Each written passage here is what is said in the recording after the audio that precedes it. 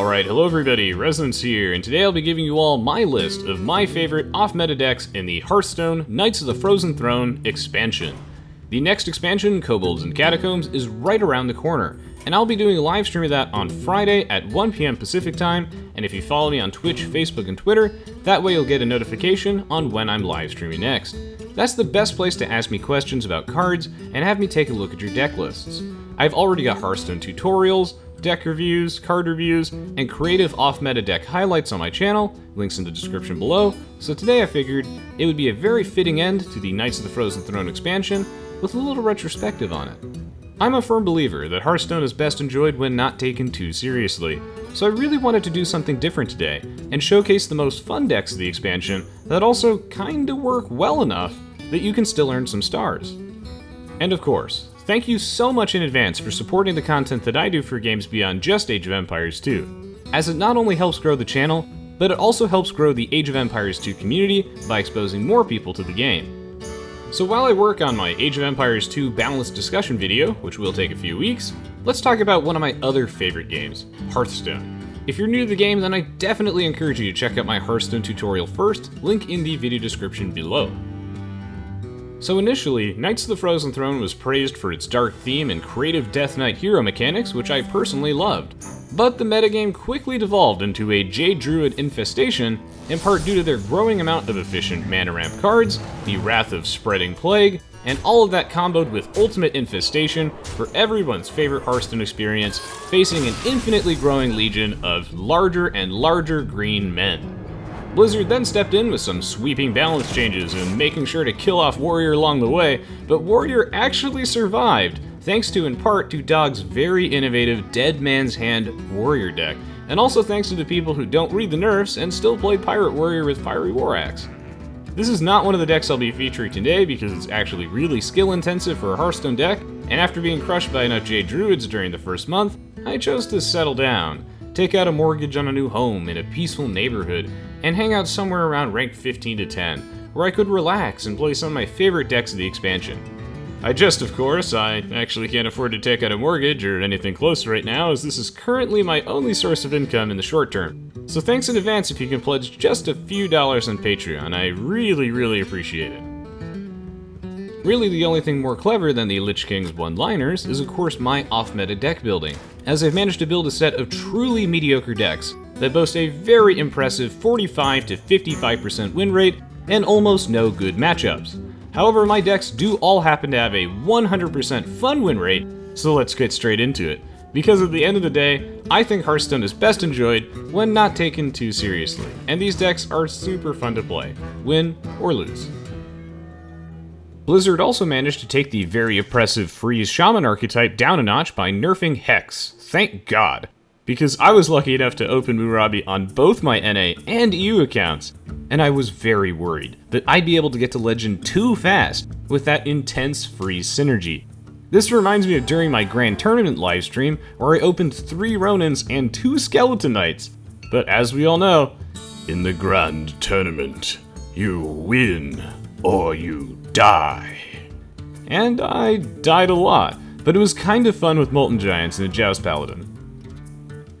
Now of course, to be clear, Blizzard nerfed Hex preemptively, as they don't often do balance patches and Hex was legitimately too good for the cost. But it was unfortunate timing, even though it was definitely justified in the long run. So anyway, you'll notice that in my 18 deck slots, there is no Freeze Shaman, but I promise you, I tried for weeks to get that to work in all forms, and it so turns out that Murabi isn't really a win condition, which is a problem when you need to win to earn gold stars and eventually become legendary. For kicks, I'll show you some of the best Freeze Shaman lists that I managed to create on my EU account, which was entirely funded by the help of my Twitch subscribers, donors, Patreon supporters, and YouTube viewers who don't use ad blocks, so thank you all so much. Now I can finally play against my EU viewers during my weekly live streams, and maybe even play some Freeze Shaman. For kicks, I'm going to give just a brief overview of Freeze Shaman. This deck desperately needs a better win condition than Murabi, and I tried 2 distinct chilling packages.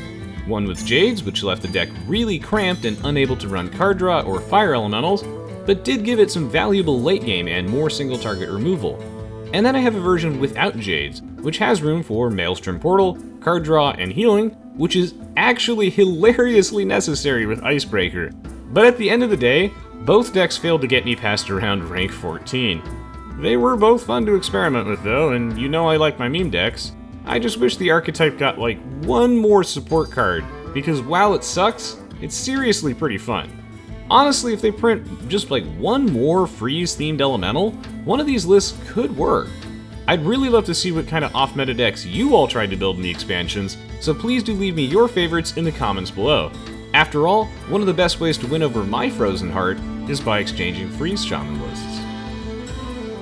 So all the decks that you see here on my NA account are some of my favorite decks of the Knights of the Frozen Throne expansion, and I wanted to showcase my top 3, or really top 2 with an honorable mention in there. All the decks that you see here are actually fairly viable, and my goal in every expansion is always to just find some kind of interesting archetype and refine it to the best of my ability where it works okay enough, and all of these decks are actually reasonably good off-meta decks. They're not amazing, they're not going to get you to Legend, but they're super duper fun. And my top 3 favorite decks of this expansion are the Frost Elemental Mage, the Handbuff Paladin deck, and then an honorable mention goes to the Jade Rogue, which is a very creative Jade Rogue list that I will show you all in just a moment. My favorite deck in this expansion by far has to be the Frost Elemental Mage, which I have played so much of, like non-stop.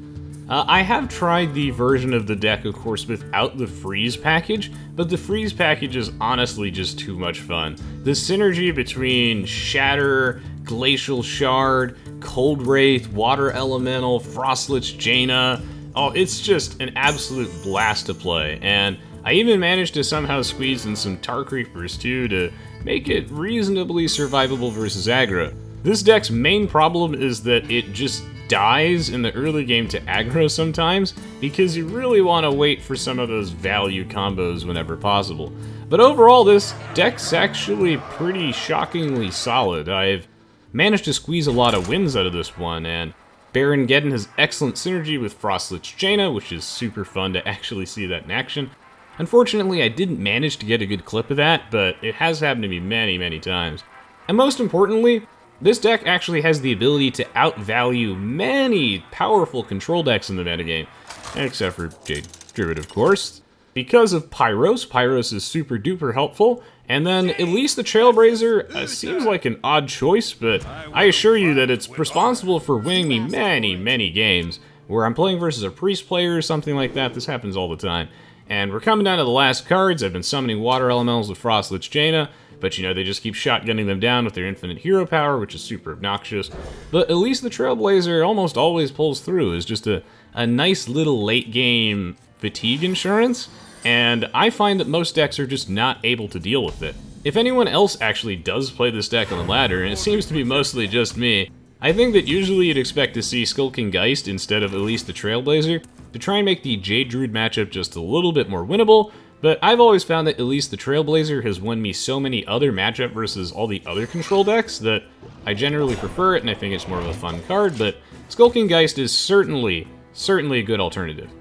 And what's really nice about this list compared to the traditional Elemental Mage is that the Cold Wraith actually gives you a little bit more card draw than a regular Elemental Mage would have. I can't help but shake the feeling that a regular Elemental Mage is probably better than this, but this one is more fun for me to play, and I really like having access to Shatter as it's a fairly efficient piece of removal. Like I said though, this deck's biggest weakness is probably turn 1 and 2, as Ice Walker is not that great on curve. He's insane late game though, and a great elemental activator, and again on Ice Shard turn 1 you kind of want to save him if at all possible. In the background you can see some gameplay of me playing this deck. Again, no awesome Baron Geddon clips, but those are always really cool, and I was hoping that I would open Anomalous in a pack. I think that would have been pretty sick, because Anomalous actually, his Death Rattle does trigger with Frostlich Jaina's Lifesteal and then just full heals you, which is pretty nice. Overall, this is the most refined list of the Frost Elemental Mage that I came to by the end of this expansion, and I look forward to seeing where this archetype moves in the future. It's just so much fun to have all this infinite value, and provided that you can survive the first few turns, this deck rocks. It's loads of fun. I'd kind of describe this as the quintessential Resonance 22 deck, you know, where it's got a ton of value, lots of fun synergy combos, interesting decision making, like what are you going to freeze? When are you going to freeze it? Should you hold on to these cards?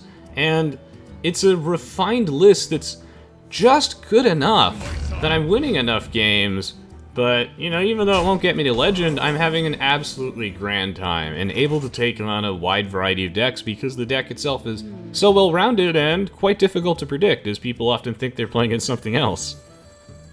This deck just contains so many of my favorite cards that Blizzard has ever printed. Pyros was the first legendary that I crafted immediately when Ungoro came out. It's just so much value and exactly my style. I really love Elise the Trailblazer, who I feel fits in this deck quite nicely. Frostless Jaina is my favorite Death Knight hero by far. I love Cold Wraith, I like Ice Walker, Servant of Kalamos. All the cards in this deck are easily my favorites. Okay, I'm gonna try my best here, so please forgive me, but I have to do this. Winter's here, and it's cold! I'm having way too much fun here. I believe it was Abraham Lincoln who once said, "Fear not power, but those who wield it." Seriously, I love this deck. Have I mentioned that yet? Because I do love this deck. And moving on to our next deck, we have Handbuff Paladin. So to explain how this deck works, it works revolving around these cards like Smuggler's Run, which buffs all of the minions in your hand by +1/+1. It works off Grime Street Outfitter that has the same effect, and then as well we have Grime Street Enforcer, which has that effect but at the end of your turn, so it's a very threatening minion that if they don't remove, it just gets out of control. What I like the most about this deck though, is how flexible it is. Against control matchups, you can actually wait quite a while to play your Smuggler's Run and your other hand buff cards to try and get as much value out of them as possible and then overwhelm them. But against a more aggressive deck, you just want to play those hand buff cards and get as much board presence as humanly possible to survive in the early game. Another thing I really like about this deck is it's just oozing with sick synergy, and this list in particular feels so refined. The only change that I made to it somewhat recently was cutting one Doppelgangster for a Stormwatcher, and this is because I found that giving Corpse Taker Wind Fury, if I don't happen to draw the Stormwatcher first, actually allows me to rush down a lot of decks that I previously had trouble beating them down before they actually got their combos off. You know, case in point, Raza Priest, or the Jade Druid decks that are floating around everywhere. And this is one hell of a strong Corpse Taker. I actually don't run True Silver Champion, which I never thought I'd never run in a Paladin deck, and that's because Chillblade Champion has kind of taken its place. And with hand buffs, it's really good. Like, the stars of this deck happen to be things like Corpse Taker, Serenite Chain Gang, both copies benefit from the hand buffs. As well, you know, Sunkeeper Tarim is insanely good in most Paladin decks, and especially this one in particular. You buff up the Acolyte of Pain for lots of card draw. I have a little bit more card draw than usual. I don't think that most hand buff decks actually run Lay on Hands, and I think that's absolutely a flex spot. It's just that in my experience, I found that the healing had been really valuable, like even healing up some of my bigger minions like Ragnaros Lightlord and whatnot, allowing him to heal my face and vice versa, and also just keeping my hand full of cards, allowing me to get maximum value out of my hand buffing was super duper important. It's worth noting that Stonehill Defender is certainly still a great option in the list, but I opted for the Acolyte of Pain plus Lay on Hands card draw combo, mostly because I wanted to rely on actually drawing through my deck to get to those late game threats. And I found that the Discover pool was a little bit diluted with the Righteous Protector being thrown in the mix. It's very rare that this deck actually went to Fatigue and I would lost. I've actually managed to Fatigue a Control Warrior with this specific list before the Fiery War Axe nerf, because right now there aren't that many Control Warriors. They're Dead Man's Hand Warriors. But anyway, I love this deck. I think it's so much fun, such a unique mechanic, and in part it works because of the consistency of it. That the hand buff cards in Paladin buff every minion in your hand, so you have a lot of control over what they land on. And this deck, it's full of synergy, it's got removal, it's a great, really well-balanced package, and I think Uther of the Ebon Blade really rounds out the list as well, giving it some much-needed late game and extra sustain. In case they happen to manage to get through everything else that you throw at them and the kitchen sink, you don't rely on Silverhand Recruit synergy at all in this type of list, and the 5/3 weapon with lifesteal is excellent reach combined with Tyrion, so you can actually start bashing them in the face or clearing their minions, and it gives you an alternate win condition. This deck is an absolute blast to play. It's so much fun. Considering that I run extra card draw, it's even more important that I run Uther of the Ebon Blade, because I have actually won quite a few games with his hero power, believe it or not. This deck is sick.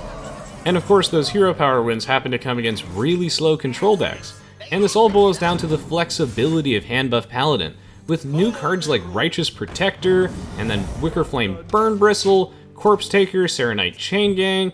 All those cards combined create a really resilient, adaptable package that is capable of taking on and surviving against aggro decks, and then going in the late game with all of these big bomb cards like Uther of the Ebon Blade, Tyrion Fordring, Ragnaros Lightlord, and even Stormwatcher is a threat against priest decks. In fact, everything in your deck can be a threat thanks to the hand buff mechanic, so overall, I love this deck. One of my favorites. And now we're on to the final deck of the video, Jade Rogue. During this part of the video, I'm actually going to showcase an entire match of a Jade Rogue game that I played, just to kind of showcase the deck. During this match, I'm going to be primarily talking about how the deck actually works rather than what's going on in the game, because again, this is supposed to be a retrospective type video where I talk about some of my favorite decks and what they mean to me and why I enjoy them, but I will point out a couple of key moments during the game as well. Let's go watch a little bit of some Jade Rogue gameplay. But just to preface that, I am at a very low rank because previously before this I had been working 60-hour work weeks, so my rank decayed from like 12 all the way down to like 22 or something like that, so I didn't have that much time to actually climb up the ladder, and it's the start of the season, so a lot of the players down here happen to have fairly good decks anyway. At the start of the game, we see me being offered Fan of Knives, Mimic Pod, and Infested Tauren, of which I decided to mulligan away all of them. I thought I would be playing against Jade Druid, and I would like to have applied some early game pressure to him, so I was looking for some early pressure tools. I actually ended up getting them, which was super nice, so I got some of my early Death Rattle minions, lots of 2-drops, and some removal. This also happens to be, I think, a better hand on the off chance the guy happens to be Aggro Druid, and lo and behold, he actually was Aggro Druid, so that was a little bit concerning. He has a very solid Firefly opening here, which was a little bit of cause for concern, but that's no problem. One of the early game cards I was kind of fishing for was either Backstab or Swashbuckler, but this hand will do. And this will give me a little bit of time while our Aggro Druid opponent builds up his board for me to talk a bit about the deck itself. So by far one of my favorite cards in Hearthstone is actually the Shadowcaster card, and man, have I been enjoying Rogue in this expansion, and just Rogue in general. So the last deck that I'm going to showcase in my Knights of the Frozen Throne retrospective is going to be my Jade Rogue list. This list is actually awesome, and it's pretty good too. Out of all the decks that I've showcased so far, this one is super creative. So the idea behind Jade Rogue is our win condition is summoning a bunch of huge green men that grow increasingly large in size every time you summon another one. We call these Jade Golems. The Jade Golems are summoned by our cards the Jade Swarmer as well as the Jade Shuriken, two extremely good cards just in general, and then we also have the Jade Spirit, which is a neutral card shared between those three factions. And then, lastly, we have Aya Blackpaw, which is unfortunately kind of the centerpiece of the deck. This deck does not really work without Aya Blackpaw, considering that Rogue actually only has 2 Jade cards to them compared to the other Jade classes, which actually have 3. So Aya Blackpaw is kind of mandatory. And what's super nice about this list, though, is we have ways of cheating out additional Jade cards, and so much synergy, and so much board control. This deck is amazing! Alright, so let's talk a little bit about the game, because this was one really tough turn for me specifically. So I was torn right now between either clearing the board or playing Infested Tauren on Curve, who is a taunt minion, and that would force some very poor trades on his part. It would basically force him to lose his entire board. But I have to remember that I was playing against an aggro druid deck, and what this deck does is it likes to play a lot of cheap token minions, and then buff them up with these cheap buff cards like Mark the Lotus, which give them +1/+1, or Power the Wild, which accomplishes the same effect. I opted to play Infested Tauren because it would force really inefficient trades, but really what I should have done, I think, was play Blood Mage Thalnos and then Jade Shuriken, the Raven Idol, just so that he'd get less value off of his Mark of the Lotus, which he does actually play, and then also so I'd have an additional minion on the board. I think I also could have done something with my dagger, but I really wanted to save Blood Mage Thalnos because I felt like Blood Mage Thalnos plus Eviscerate would have been really strong later in the game, so there were a lot of options I had there, but I think that, you know, maybe daggering up might have just been the way to go. Maybe dagger up, Jade Shuriken could have been better. It's tough to say, but regardless, me saving Blood Mage Thalnos does pay off later, and you'll see that quite shortly. So, let's start with how we can duplicate some of our Jades. We have Shadowcaster, one of my favorite cards. Shadowcaster, boom. You cast that on the Jade Swarmer, and now you got another Jade Golem and another Jade Swarmer on top of that. You can also use it with Jade Spirit to get another Jade one as well, and then we have Mimic Pod, which could duplicate any of our Jade cards, and really, Mimic Pod is so good in this deck. Getting Mimic Pod off on anything is fantastic, whether or not it's Jade Shuriken, or Eviscerate, or even Swashbuckler, those are all nuts. One of the stranger inclusions in this deck list is actually Tomb Lurker, and believe it or not, it's been quite effective. The odds that Tomb Lurker actually pulls a strong Death Rattle minion, like, for example, a Jade Swarmer, is actually pretty high. It only pulls good Death Rattle minions. If it pulls you an Eye of Blackpaw, that's game over. And whatever it pulls gets revived by N'Zoth the Corruptor for even more value. So my turn 4 play was probably not optimal, but it did end up working out for me pretty nicely in the end, so I don't think it was that bad. However, what my opponent does during this turn is actually a misplay. When he plays his Dark Iron Dwarf, he ends up buffing one of my own minions, thinking that he's just going to trade his own Firefly into it, so it doesn't really matter. But actually, he should have buffed his Crypt Lord, because after trading in his board, his Crypt Lord would still be alive, allowing him to deal an additional 2 damage to my face, so it's definitely not a big deal. Minor misplay nonetheless, and nobody's perfect, so. And then, of course, we have our Vile Spine Slayer, which is just excellent removal, combos very well with Backstab and Swashbuckler. Blood Mage Thalnos has been fantastic in this deck, because we run both Eviscerate and Jade Shuriken and Phantom Knives and Backstab. All those things combined, I think, make it more than justified, and there's N'Zoth the Corruptor in there too. This deck is just oozing with synergy, and that's why I love it so much. And now, there's also the new Death Knight hero, Valeera the Hollow. I feel like this card doesn't necessarily need to be in this list, but it is so much fun to use. The idea is that actually most of the cards in this list, almost all of them in fact, cost 5 or less, which means that with Valeera the Hollow's hero power, which is really confusing, but essentially it allows you to play a card twice in your hand that costs 5 or less mana. And this means that I get to play double Jade Spirits, I can do a double Mimic Pod for something crazy, double Jade Shurikens, double Vile Spine Slayers, although that one's pretty hard because you have to backstab first usually. So the deck is just overall an absolute blast to play and surprisingly good. It has just enough early game anti-aggro, and it has a ton of late game to overwhelm most opponents. Its main weakness, though, is actually still aggro decks, because Infested Tauren is just kind of a weak card, but you do need N'Zoth the Corruptor to revive a taunt ideally, and it's good enough, and you still have Backstab, SI7 Agent, etc. to keep you alive. Overall, this deck is a blast. There's so much value you can get with it, and I really, really enjoy playing it. So to end off this video, some of you are inevitably going to ask me about my opinions on some of the new cards, and I'd love to do a card review of them. It would just be fairly time-consuming right now, and I'm very busy working on a ton of Patreon projects, so that way I can pay the rent and don't have to stream from a cardboard box while I look for a new job. But who knows, maybe the cardboard box actually has Google Fiber. So to interrupt myself really briefly, let's talk a bit about this turn. So my thought was, I really need to clear his board and stabilize. I'm getting really low, I've done no damage to him at all, so let's play our Shadowcaster on the SI7 Agent, showcasing some 6 synergy, and pick off his Beast as opposed to any of his other minions, because he's most likely to carry like Mark of Yeshuraj to buff that up. And also I want to pick off the Pirate minion in case he happens to play South Sea Captain, which would buff that up. I'm not that afraid of the Elemental. And as we can see here, I am actually stabilizing a little bit, and that's what's really sick about this deck. I'm heavily considering finding room in the deck for Mistress of Mixtures as a way to actually provide some sustain, because again, that's the main weakness of this deck. We don't run Tar Creeper or Mistress of Mixtures, so you do kind of die to aggro Druid, But as we can see, with the Backstab SI7 combo and all the other removal options that we have, you can actually stabilize, and it looks like I'm about to run out of cards. Fantastic. And with enough demand, I'd love to do more similar Hearthstone videos to this, as well as card reviews and just miscellaneous gameplay. So in the comments below, feel free to let me know what some of your favorite Knights of the Frozen Throne decks were, and what kinds of Hearthstone content you'd like to see from me.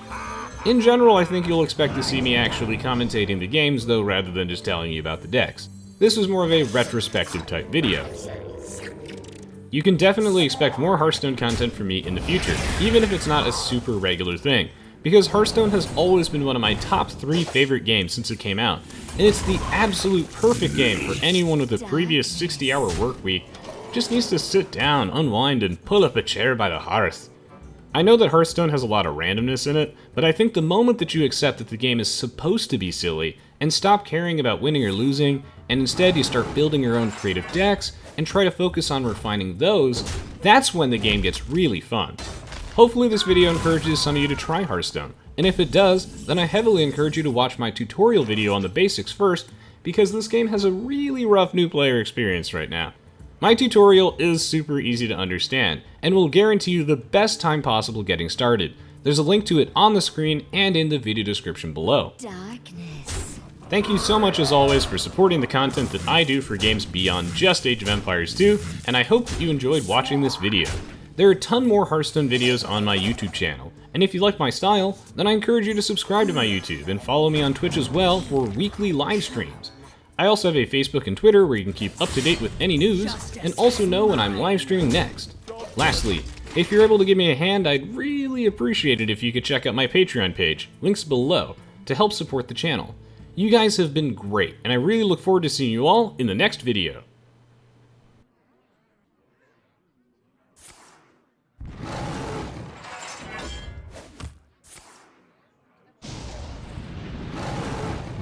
Well played.